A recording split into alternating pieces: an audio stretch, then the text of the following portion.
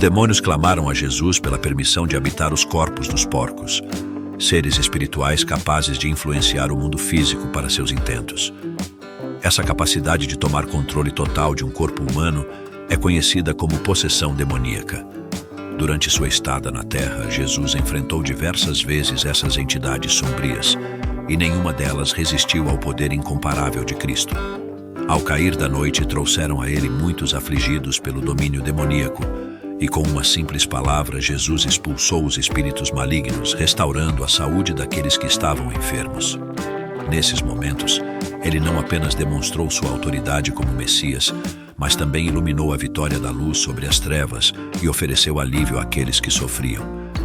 Esses encontros não apenas marcaram a singularidade do poder divino, mas também ressaltaram a compaixão e a cura que fluem da presença de Jesus.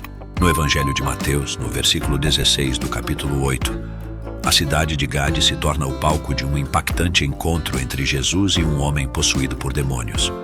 Curiosamente, Marcos e Lucas referem-se à região como o país dos Gerasenos, enquanto Mateus a menciona como o país dos Gadarenos. Essa área abrigava Gerasa, também conhecida como Gergesa, um pequeno assentamento situado no centro da costa leste do lago. Gatara, uma das cidades da Decápole, localizada 6 milhas a sudeste do lago, também desempenhou um papel nesse episódio intrigante. Parece que o incidente ocorreu nas proximidades de ambas as cidades. Conforme narra Lucas, o homem possuído por demônios prontamente saudou Jesus e seus discípulos assim que chegaram à margem. Esse encontro revelador não apenas destaca a diversidade de relatos entre os evangelistas, mas também sublinha a capacidade de Jesus de confrontar o mal e trazer libertação, independentemente da localização geográfica.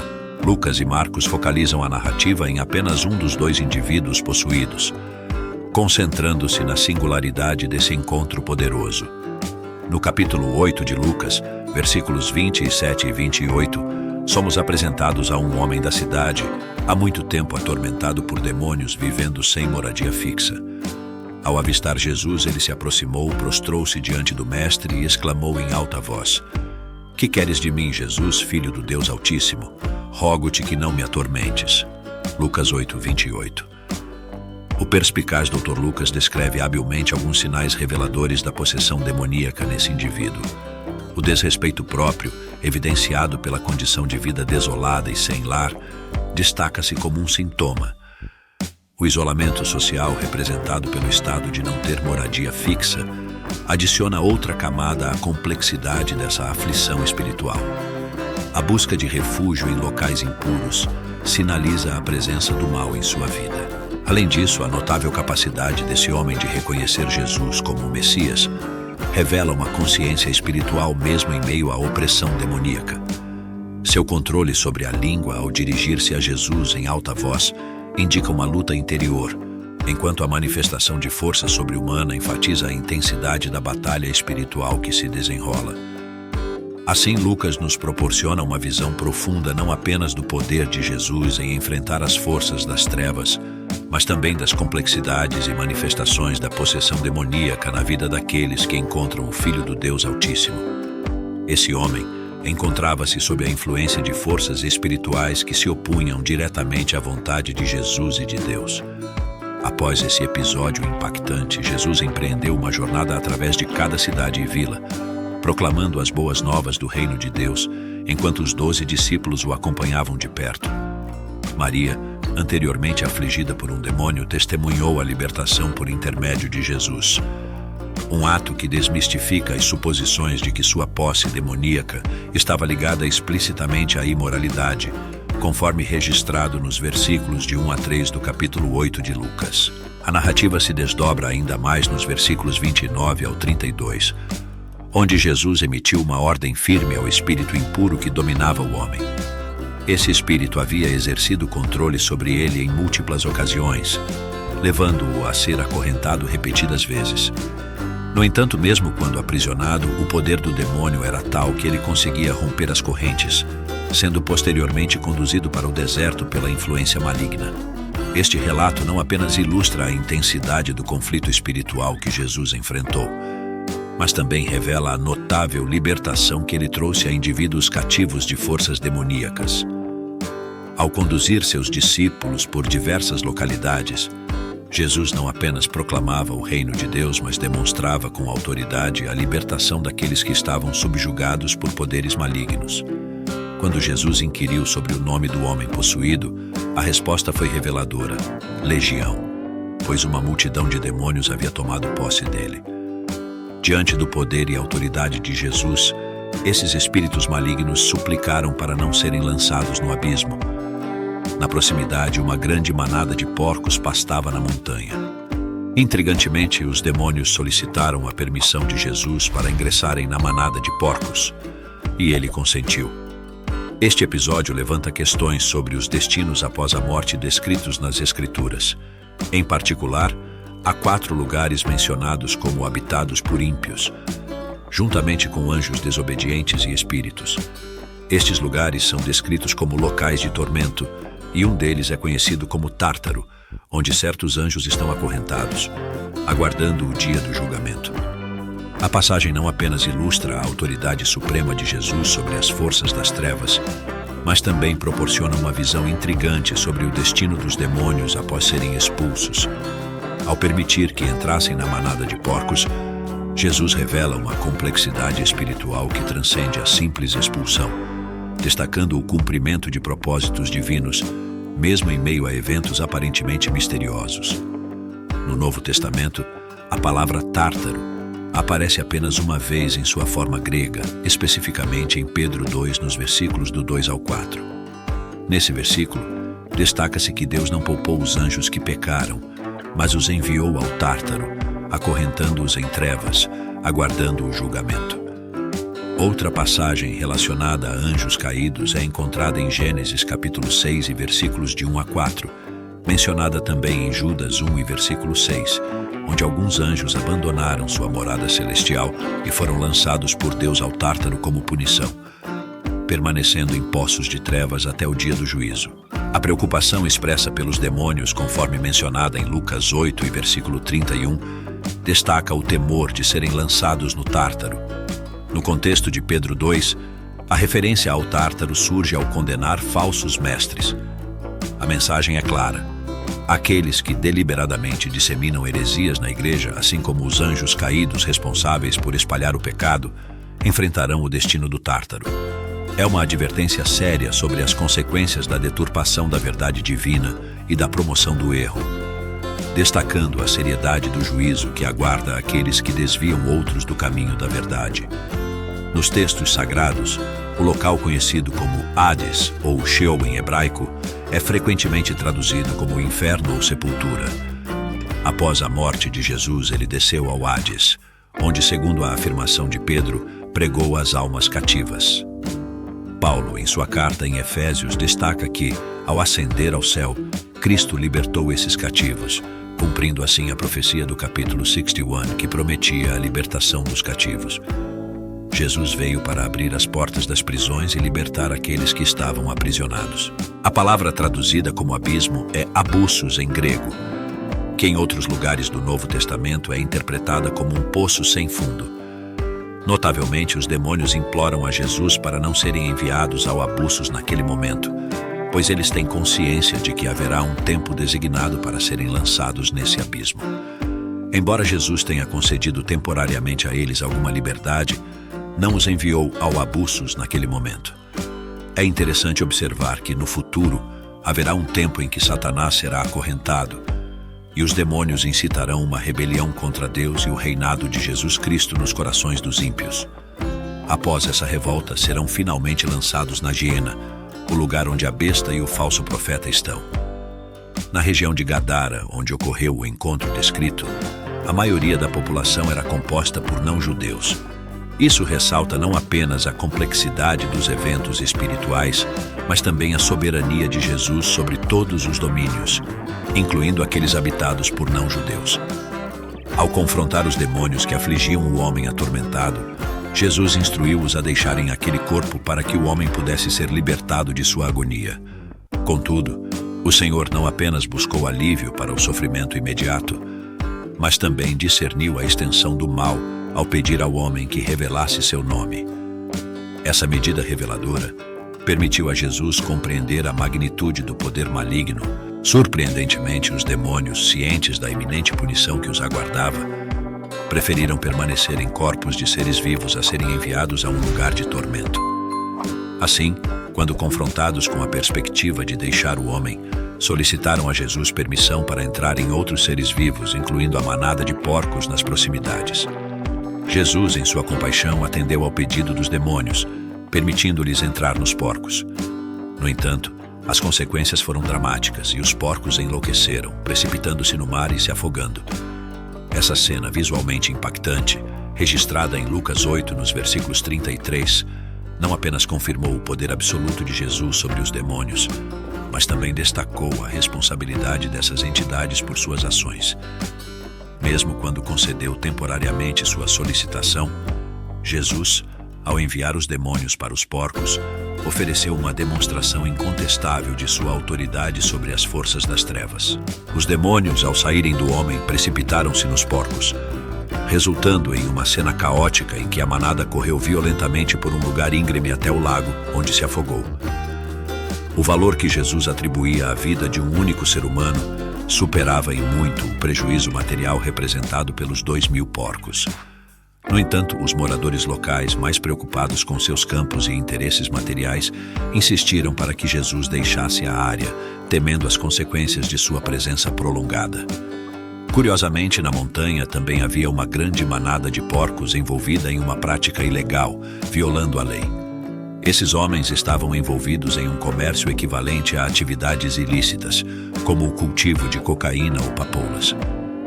O relato em Lucas 8, nos versículos do 35 ao 37, que destaca que, ao chegarem para verificar o ocorrido, as pessoas encontraram o homem que antes estava possuído, agora em seu perfeito juízo, nos pés de Jesus.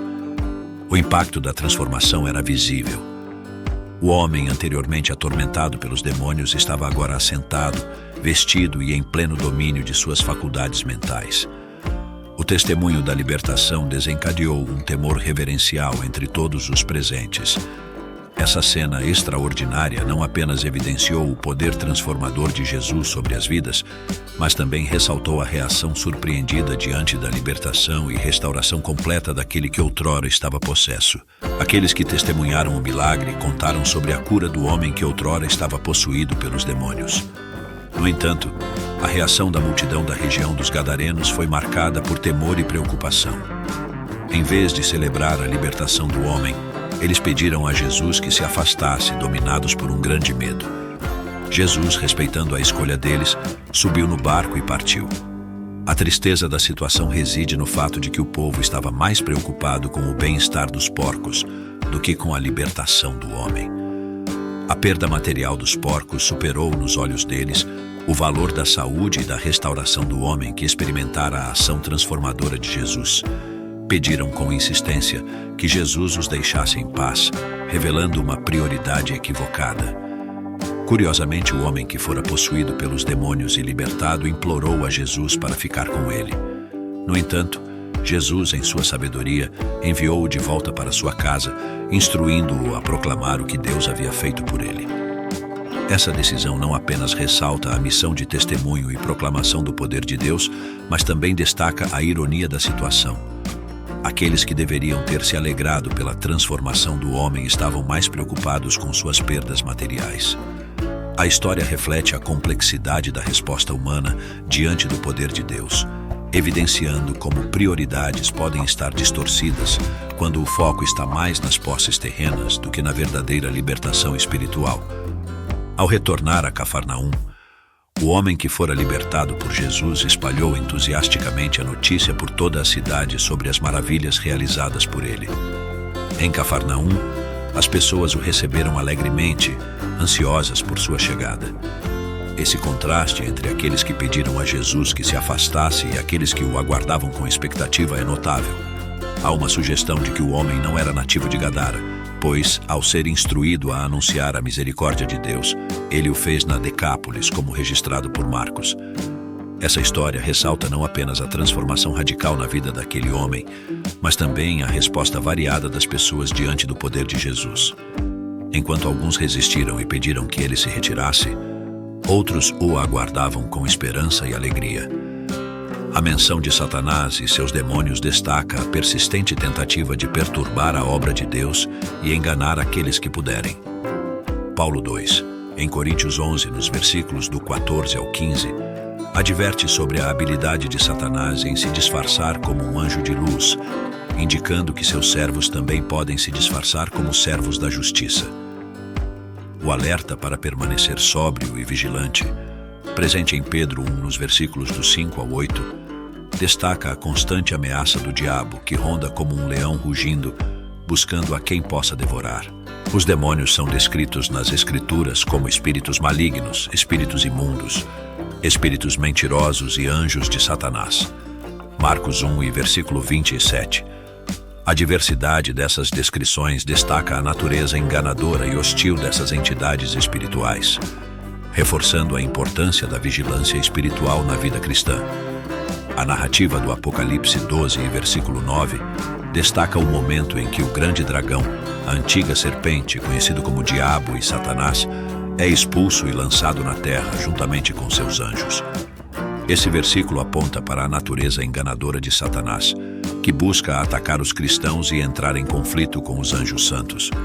A pergunta sobre por que Lucas escolhe relatar outro exorcismo neste ponto de seu evangelho é intrigante. Este exorcismo possui características únicas que o tornam digno de menção, especialmente por ser o primeiro a ocorrer em território gentil. O fato de se desenrolar em Gerasa, localizado a leste do Rio Jordão, ressalta como o ministério de Jesus está se expandindo em termos de alcance. Essa expansão para território gentil é significativa, pois demonstra que a missão de Jesus não se limita a uma única comunidade ou grupo étnico. Sua autoridade sobre os demônios não é restrita por fronteiras geográficas ou culturais, enfatizando a universalidade do seu poder e a mensagem redentora que ele traz. A inclusão deste exorcismo na narrativa de Lucas destaca o alcance abrangente do ministério de Jesus, que busca libertar e curar não apenas os judeus, mas todas as pessoas, independentemente de sua origem. Este exorcismo, em segundo lugar, se destaca por envolver mais de uma possessão, sendo uma experiência mais intensa do que outras anteriormente descritas. A complexidade dessa situação revela a profundidade do poder maligno enfrentado por Jesus. Em terceiro lugar, o relato aborda mais completamente uma variedade de respostas nos milagres de Jesus, desde o pedido dos locais para que Jesus partisse até a transformação do homem possuído por demônios em testemunha do Senhor. A narrativa captura diversas reações diante da intervenção divina. Este milagre, inserido entre os versículos do 22 e 56, é o terceiro de uma série de 4 milagres, cada um representando uma esfera diferente de atividade, abrangendo desde a natureza até os demônios, da doença à morte. Notavelmente, este é o único milagre dessa série em que criaturas terrestres além dos humanos estão envolvidas, referindo-se à manada de porcos. Essa peculiaridade destaca a diversidade e a amplitude do poder de Jesus sobre toda a criação, reforçando a singularidade e o impacto desse episódio específico. A morte dos porcos não é apenas um evento incidental, mas serve a um propósito significativo, ilustrando a destruição total que é característica da atividade demoníaca. Embora os demônios sejam invisíveis, sua presença nos porcos destaca o perigo que representam. A descrição detalhada do endemoniado, vivendo sozinho, sem roupas, em túmulos e isolado da sociedade, ressalta o poder destrutivo dos demônios. Ele foi dominado repetidamente, amarrado com cordas e correntes, mas sempre rompia essas amarras, sendo incapaz de ser contido. No contexto do mundo romano, uma legião era uma companhia de milhares de soldados. Jesus aqui está envolvido em uma batalha significativa, mesmo em menor número. Essa história não apenas demonstra o poder miraculoso de Jesus, mas também destaca diversas respostas a ele, incluindo as reações dos demônios, das pessoas locais e do homem que recebe a cura. Embora os demônios reconheçam o poder de Jesus, sua tentativa de criar caos entre as pessoas revela a persistência do mal, mesmo diante da iminente derrota. Essa estratégia reflete a natureza desesperada de forças que, mesmo sabendo que estão destinadas à derrota, buscam infligir o máximo dano possível antes de serem vencidas. A narrativa, portanto, não apenas ilustra a supremacia de Jesus sobre as forças demoníacas, mas também revela a resistência e astúcia do inimigo, até mesmo diante da iminência de sua derrota final.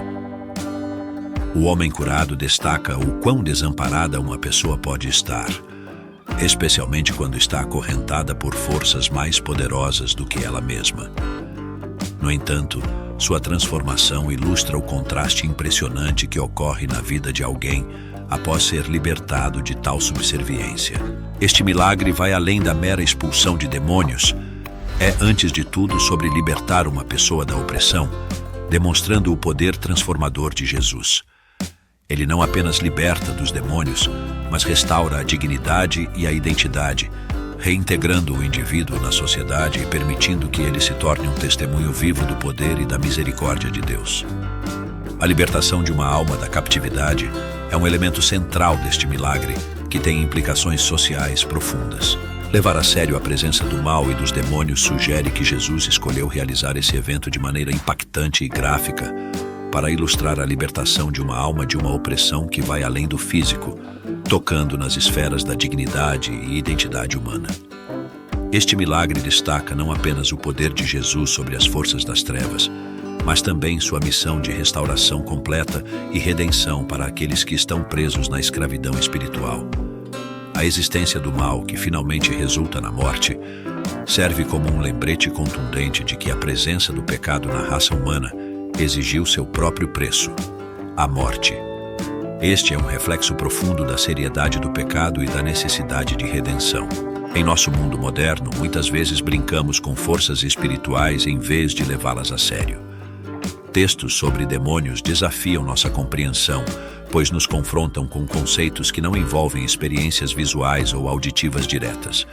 No entanto, negar a existência de uma força malévola em nossa sociedade torna-se difícil quando confrontados com a natureza destrutiva e terrível de nossa cultura e as formas horríveis como somos capazes de tratar uns a outros. Nossos esforços para lidar com o mal muitas vezes refletem a imagem dos locais que tentaram acorrentar o endemoniado na tentativa de contê-lo. Assim como as correntes e cordas não podiam manter o homem possuído, nossos próprios esforços humanos muitas vezes se mostram tão ineficazes na contenção do mal. Isso destaca a necessidade de uma intervenção divina, representada pelo poder libertador de Jesus sobre as forças das trevas, que oferece uma esperança além de nossos recursos limitados. A força de Jesus é indispensável, e o homem libertado fornece um ponto final de aplicação para a reflexão. Nem todos são chamados para um ministério que exige viagens extensas para espalhar o Evangelho de Jesus. Às vezes, Jesus deseja que aqueles que experimentaram sua bondade compartilhem com os de sua própria cidade natal sobre ele. O homem que foi curado e transformado não precisou arrecadar fundos ou procurar um campo missionário distante. Tudo o que ele tinha a fazer era começar a compartilhar sua história, o que fez ao falar sobre a obra de Deus em sua vida. E em seu testemunho, não pôde deixar de mencionar Jesus. Isso destaca a simplicidade e a eficácia de compartilhar o que Jesus fez em nossas vidas com aqueles ao nosso redor, cumprindo assim o chamado de sermos testemunhas vivas de sua graça e poder transformador. Que possamos viver cada dia à luz de sua presença e poder, confiando nele, Jesus, e em todas as circunstâncias, buscando glorificá-lo em tudo o que fazemos. Amém. Agradecemos a você que permaneceu conosco até aqui e pedimos que se inscreva, comente um amém e indique a seus amigos e familiares para continuar recebendo a palavra da Bíblia em trabalhos como este, para que possamos continuar a esperar e crer em nosso Senhor Jesus Cristo, que se sacrificou por nós todos. Obrigado e até o próximo vídeo nesse mesmo canal.